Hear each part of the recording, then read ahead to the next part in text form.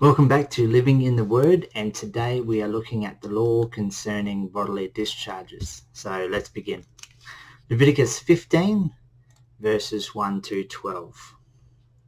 And the Lord spoke to Moses and Aaron, saying, Speak to the children of Israel and say to them, When any man has a discharge from his body, his discharge is unclean.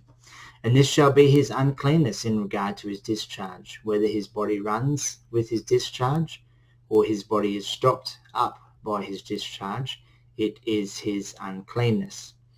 Every bed is unclean on which he who has the discharge lies, and everything on which he sits shall be unclean.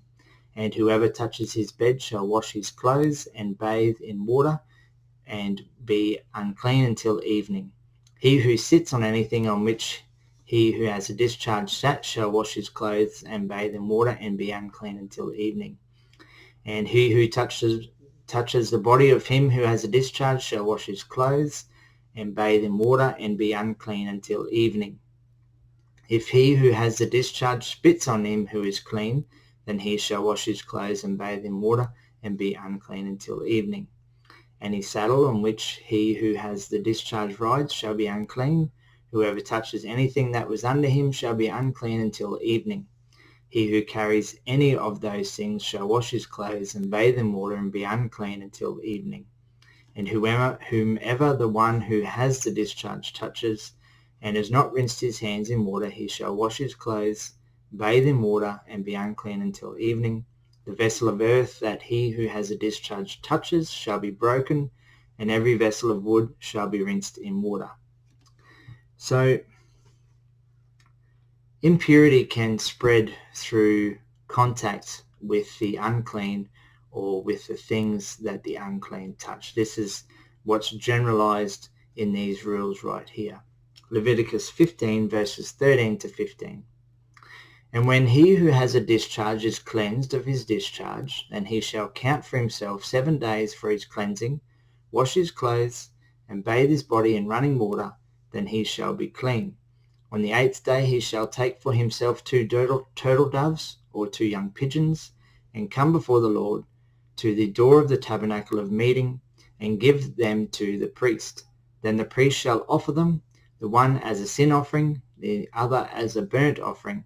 So the priest shall make atonement for him before the Lord because of his discharge. So here we've read that once the discharges are finished, the person would wait 7 days. Then on the 8th day, they will bring 2 turtle doves or 2 pigeons to the tabernacle as a sin offering and a burnt offering. Leviticus 15, verses 16 to 24. If any man has an emission of semen, then he shall wash all his body in water, and be unclean until evening. And any garment and any leather on which there is semen, it shall be washed with water, and be unclean until evening. Also, when a woman lies with a man, and there is an emission of semen, they shall bathe in water, and be unclean until evening. If a woman has a discharge, and the discharge from her body is blood, she shall be set apart 7 days, and whoever touches her shall be unclean until evening. Everything that she lies on during her impurity shall be unclean. Also, everything that she sits on shall be unclean. Whoever touches her bed shall wash his clothes and bathe in water, and be unclean until evening. And whoever touches anything that she sat on shall wash his clothes and bathe in water, and be unclean until evening. If anything is on her bed or on anything on which she sits, when he touches it, he shall be unclean until evening. And if any man lies with her at all, so that her impurity is on him, he shall be unclean 7 days, and every bed on which he lies shall be unclean. So now this passage refers to natural bodily discharges of both men and women. No sacrifice is required for cleanness in these occasions. Leviticus 15 verses 25 to 33.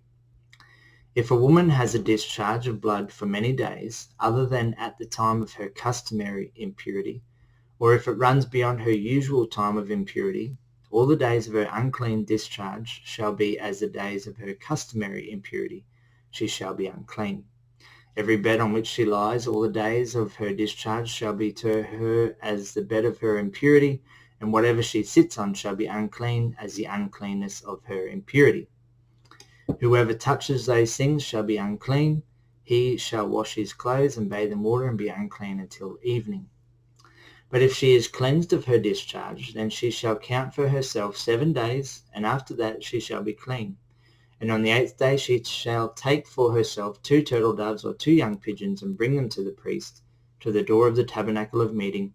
Then the priest shall offer the one as a sin offering, and the other as a burnt offering, and the priest shall make atonement for her before the Lord for the discharge of her uncleanness.